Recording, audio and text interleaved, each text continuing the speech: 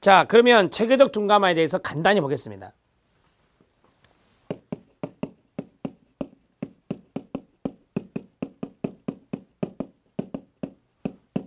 자, 체계적 둔감화는 첫 번째 순서가 있어요. 순서 암기법은 이불계입니다. 이불계 이렇게 정리하시면 돼요. 자, 첫 번째가 이완 훈련입니다. 이완을 획득하고 그 다음에 두 번째가 불안위계 목록을 작성합니다. 불안위계 목록 작성.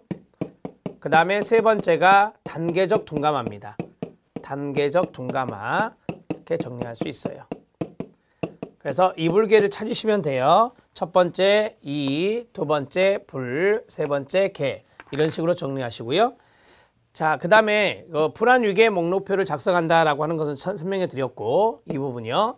그 다음에 이제 두 번째 체계적 둔감법은 공포와 불안증의 효과적이다 이렇게 정리를 할 수 있고요.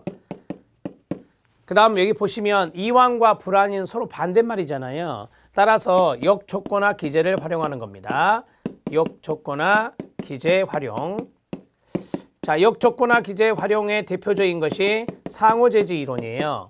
상호재지 이론의 대표적인 학자가 바로 울피라고 하죠. 울피의 상호재지 이론입니다. 그러니까 서로 이제 상호적으로 서로 반대되는 반응, 이완 반응과 불안 반응이 서로 이제 있으면서 이 불안을 제지시키는 거예요. 이런 것들이 바로 상호재지 이론이고 역조건화 기제를 활용한다 이렇게 정리하시면 되고요. 자, 마지막으로 고전적 조건화와 연관성이 있다. 자, 고전적 조건화는 말씀드린 대로 자극과 반응의 관계를 말하는 거예요. 그래서 자극과 반응의 관계를 서술하는 고전적 조건화와 여기 있는 체계적 둔감화는 서로 관련성이 있다라고 보시면 되겠습니다. 자, 단계적 둔감화를 할 때 낮은 강도에서 높은 강도로 올라갑니다. 낮은 강도에서 높은 강도로 올라간다. 이렇게 정리를 해 주십시오. 됐습니다. 자, 이제 행동치료 보시죠. 병의 원인보다는 증상, 즉 문제 행동의 1차적인 해소에 초점을 두는 심리치료 방법은 행동치료다. 자, 그게 이제 중요한 거예요. 거기 밑줄 쫙 그어주세요. 자, 증상의 1차적인 해소. 이게 뭐겠어요? 네, 부적응적인 행동을 감소시키는 거예요. 부적응적인 행동을 제거하는 거예요. 그래서 증상의 1차적인 해소에 초점을 두는 것은 바로 행동치료다. 즉 문제 행동을 수정하는 것에 1차적인 목적을 두는 심리치료고요. 병의 원인에 주된 관심을 두는 것은 그렇죠. 정신분석 치료가 됩니다. 그러니까 원인 중심으로 가면 정신분석 치료예요. 왜? 과거에 있었던 그 뿌리를 찾는 거니까 원인을 집중적으로 보는 것은 우리가 정신분석 치료가 되고 그 다음에 문제 행동, 즉 증상을 뭐한다? 감소시킨다. 증상의 해소다. 이런 것들에 초점을 맞추는 것은 바로 행동치료다. 이렇게 알아두셔야 돼요. 자, 그 다음에 마우러의 2요인 이론이 있습니다. 자, 마우러의 2요인 이론이 있는데 이것은 이제 공포증에 해당되는 그 치료에 많이 쓸 수 있는 것인데요. 그 이론인데 자, 마우러의 2요인 이론에 따르면 회피 반응의 획득과 유지는 끊어주세요. 자, 어떤 그 실험에서 어떤 마우러의 쥐 실험으로 기억하는데요. 이 실험용 쥐에게 거기 나오죠. 두 번째 보면 전기 충격, 불빛 이런 것들이에요. 전기 충격과 불빛은 혐오 자극 아닙니까?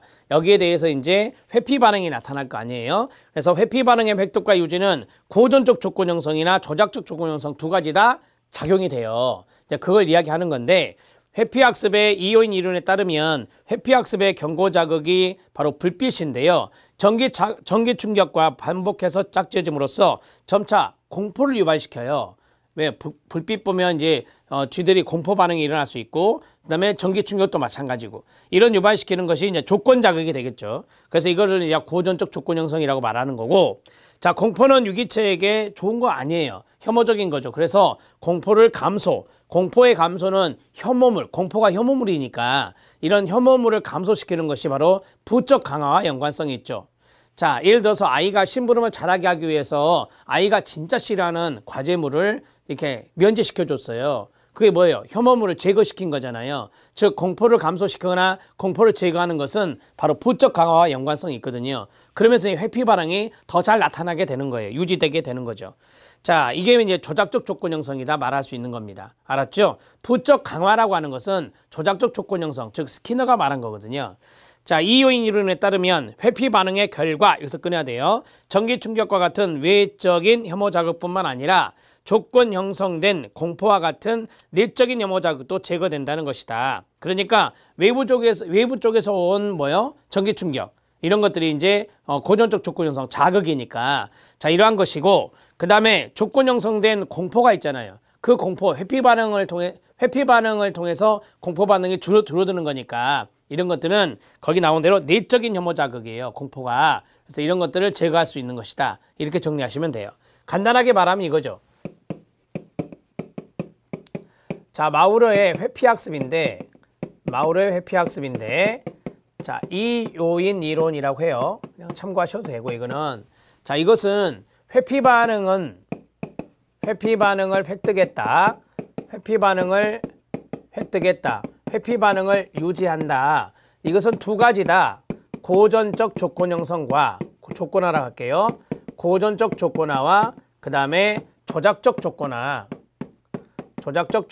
두 가지 모두 다 나타난 것이다 라고 보시면 돼요. 자, 이 고전적 조건화는 말씀드린 대로 외부 자극, 세 번째 보면 외부 자극에 대한 회피, 외부 자극에 대한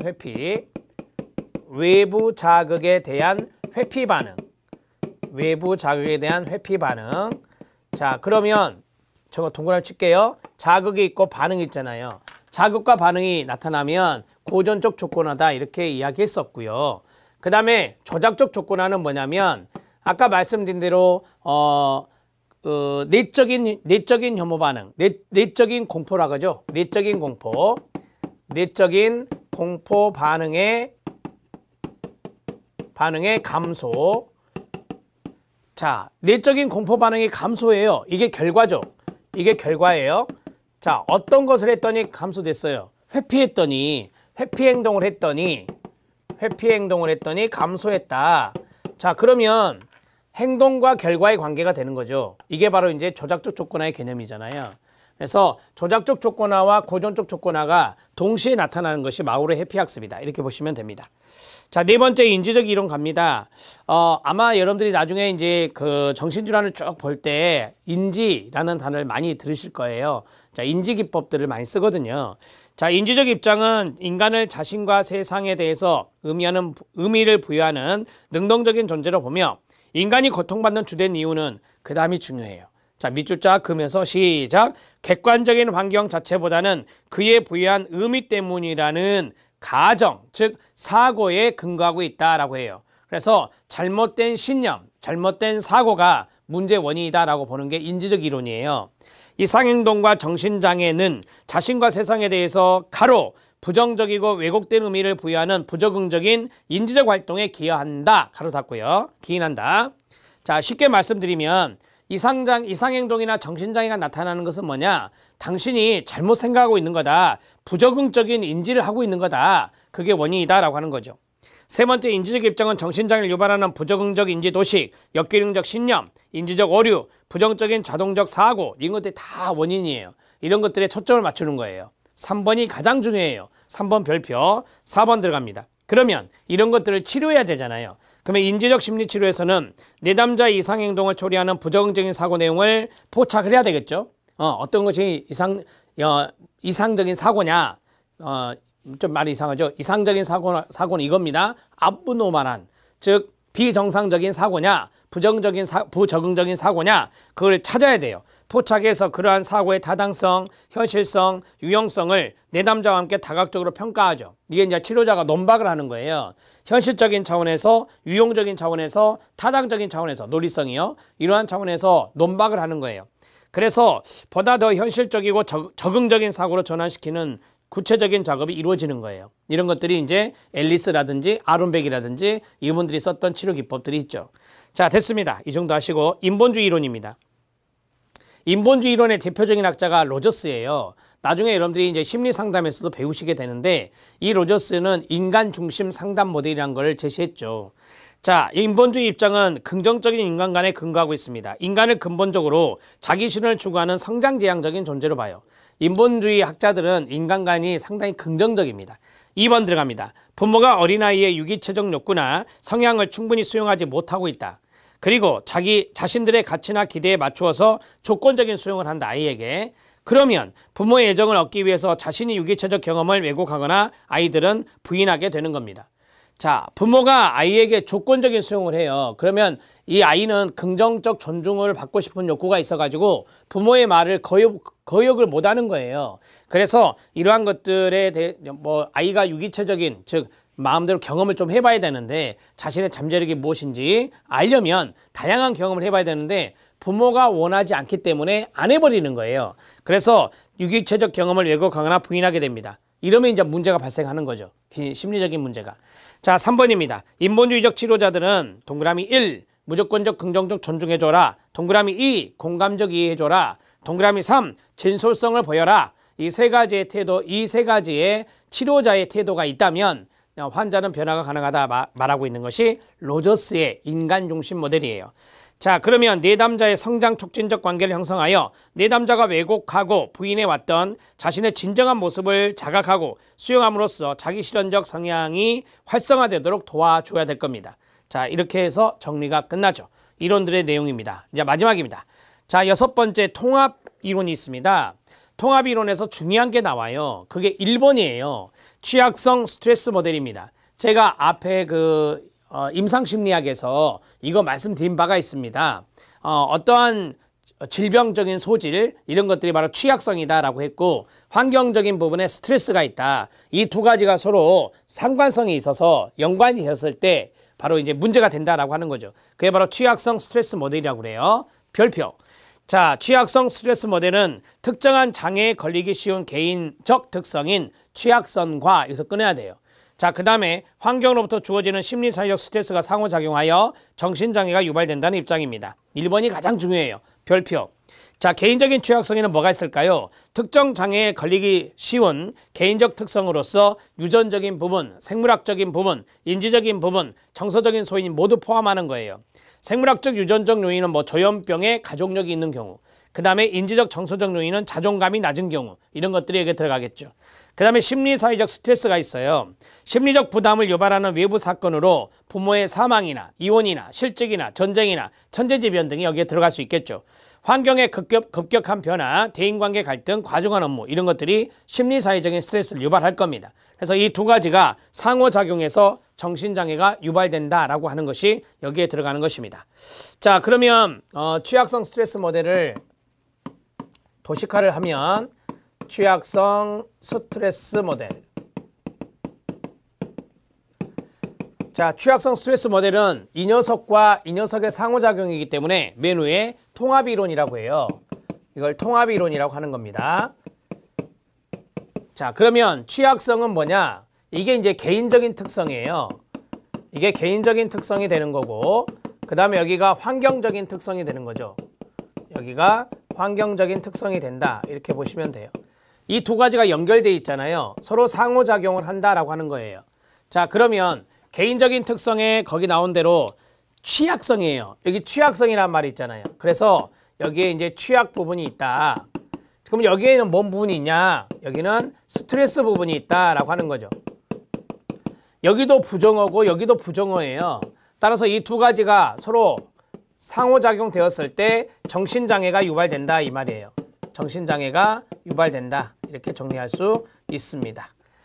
자, 그럼 여기에는 여러 가지가 내용이 들어갈 거 아닙니까? 인지적인 측면이나 정서적인 측면이나 심리적인 측면이나 생물학적인 측면, 유전적인 측면이 들어가겠죠. 그 다음에 여기도 환경도 다양한 것이 있잖아요.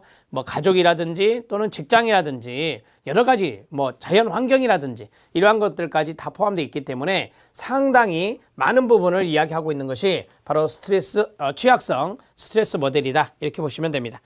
자, 두 번째는 생물 심리 사회적 모델입니다. 말 그대로 생물, 심리, 사회, 이런 것들이 서로 연관되어 있는 건데요. 1번만 보겠습니다. 1번만 별표. 생물 심리 사회적 모델은 기존의 특정한 이론적 입장에 구애받지 않는 탈이론적인 입장으로서 이상행동과 정신장애 이해와 치료를 위해서 동그라미 1 생물학적, 동그라미 2 심리적, 동그라미 3 사회적 요인을 종합적으로 고려해야 된다는 것입니다. 그래서 생물 심리 사회적 모델이라고 하는 거예요. 통합이론이죠. 이렇게 정리하시면 됩니다. 자, 2번은 전망이니까 한번 읽어보시고요. 통합적인 이론이 앞으로 조금 대세다라고 하는 것을 이야기하고 있습니다. 자, 사회문화적 관점이 있습니다. 사회문화적 관점을 밑에 박스를 보시죠. 사회문화적 입장은 개인이 성장하고 생활하는 환경의 사회문화적 요인이 끊어주세요. 자, 이상행동과 정신장애의 유발에 중요한 영향을 미친다고 보는 것입니다. 동의하십니까? 네, 맞죠. 환경적인 영향도 중요하거든요. 자, 2번 사회문화적 입장에서는 이상행동과 정신장애 발병과 관련된 여러 가지 사회문화적 요인이 있습니다. 같이 한번 읽어볼까요? 시작. 문화권, 종족, 사회 경제적 계층, 거주 지역, 사회문화적 변화, 성차별, 경제적 빈곤, 정신장애에 대한 사회적 낙인, 이런 것들이 바로 사회문화적인 요인들이에요. 이러한 사회문화적 요인들이 정신장애의 원인이 될 수 있다 없다? 있다라고 하는 겁니다. 그냥 그래서 이걸 사회문화적 관점이라고 말하는 거예요. 자, 이게 왜 여기 있냐면 이것 때문에 그래요. 이 환경적인 측면 때문에 여기에 이제 들어있는 겁니다. 자, 제3절 보도록 하겠습니다. 제3절도 마찬가지 워밍업입니다. 이상행동의 평가와 진단인데요. 여기에 보면은 뭐 면접법, 행동관찰법 이런 것들이 좀 나와요. 여러분들이 심리검사에서 좀 보는 내용들이 나옵니다. 자, 그래서 워밍업이에요. 앞에서 어느 정도 공부가 쭉 되어 오시니까. 그 다음에 여러분들이 임상심리사라면 심리검사 과목을 정말 중요하게 생각해야 돼요. 그렇죠? 자, 그 다음에 심리평가란이라고 했어요. 제가 말씀드렸잖아요. 임상심리학에서 심리평가라고 하는 것은 심리검사, 면접, 행동관찰, 그 다음에 전문가의 어떤 전문적인 지식 이런 것들이 잘 어우러져서 심리평가가 되는 거다. 생각나시죠? 심리평가란 개인의 다양한 심리적 속성, 지능, 성격, 이상행동, 정신병리 등을 심리학적 전문 지식에 근거하여 거기에 동그라미 1, 그 다음에 면접의 동그라미 2, 행동관찰의 동그라미 3, 심리검사의 동그라미 4 이런 것들이 잘 종합적으로 이루어져서 단기간에 평가하는 작업을 심리평가라고 이야기하는 거예요. 됐습니다. 2번입니다. 개인의 이상행동과 증상에 대한 심리평가 자료를 통합하여 특정한 정신장애로 분류하는 작업을 심리진단이라고 합니다. 자, 임상적 심리평가의 과정을 보면 심리평가에 앞서서 평가의 목적을 명료하는 일이 중요합니다. 간단히 말할게요. 자, 평가의 목적이 있어야 되잖아요. 평가의 목적이 없으면 심리평가가 안 되는 거예요. 평가 목적에 명료합니다. 밑줄 쳐주시고요. 평가 목적에 적절한 평가 방법과 절차도 계획해야 되고요. 평가 계획에 따라 환자로부터 직접 평가 자료를 수집하게 되는 겁니다. 이 평가 자료가 뭐예요? 심리검사한 거, 면접했던 거, 행동관찰 자료 이런 것들이 다 들어가겠죠. 네 번째, 수입된 자료는 체계적으로 정리되거나 채점되는 과정을 거쳐 그 심리적 의미가 해석되며 어떻게 평가 자료를 해석하고 통합을 하는 과정은 이상행동과 정신장애에 관한 전문적인 지식과 경험, 심리학 전반에 대한 지식, 평가 도구에 대한 이해, 치료 방법에 대한 구체적 지시 등을 필요로 하는 전문적인 작업이 됩니다. 그러니까 임상심리사라면 여기 있는 4번에 있는 것들을 다 할 수 있어야 돼요. 4번에 있는 지식도 갖고 있어야 되고. 아셨죠? 자, 네 번째, 심리평가 방법입니다. 면접법이 있고요. 행동관찰법이 있습니다. 자, 그리고 심리검사법이 있고요. 이렇게 해서 심리검사법은 여러 가지가 있겠죠. 지능검사, 객관적 성격검사, 투사적 성격검사, 신경심리검사 이런 것들이 있고요. 그 다음에 심리생리적 측정법, 뇌영상술 이런 것들이 있다. 우리는 이걸 앞에서 그냥 간단하게 좀 봤잖아요. 근데 좀 더 구체적으로 써져 있다는 거예요. 자, 면접법을 보면 언어적인 대화나 의사소통을 통해 환자의 심리적 특성과 정신병리를 탐색한다 했어요.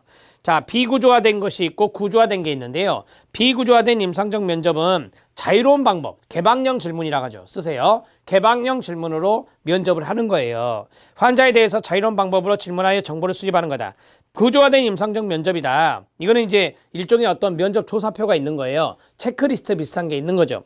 자, 면접자의 주관성을 배제하기 위해서 질문의 구체적인 내용과 순서를 비롯하여 응답에 대한 채점 방식 등이 적혀져 있는 바로 면접 방법이 구조화된 임상적 면접이에요. 정신상태검사입니다. 제가 이것도 임상심리학에서 말씀드렸죠. 환자의 행동과 심리적 특성을 체계적으로 평가하는 면접 방법이 바로 정신상태검사가 됩니다. 자, 이제 행동관찰법을 보시죠. 행동관찰법은 개인의 특정한 상황에서 어떤 행동을 하는지 유심히 관찰합니다. 행동 동그라미, 관찰 동그라미. 그 행동의 내용을 구체적으로 기술하고 그 빈도나 강도를 수량하는 작업이라고 앞에서 말씀드렸습니다. 자, 여러 가지 내용이 나오죠. 자연주의적 관찰법, 임상심리학에서 말씀드렸죠. 자연스러운 일상적인 생활환경, 자연스러운 일상적인 생활환경 속에서 개인의 행동을 관찰하여 평가하는 것을 자연주의적 관찰법이라 하고요. 자, 구조화된 관찰법입니다. 특정한 자극 상황에서 환자가 나타내는 행동을 이제 관찰하는 거예요. 이제 구조화시켜서 하는 것이다. 자기관찰법은 환자가 자신의 행동을 체계적으로 관찰하는 겁니다. 이걸 뭐라고 하죠? 네, 자기감찰이라고 하죠. 자기감찰, 자기 모니터링 이런 말을 쓰기도 하죠.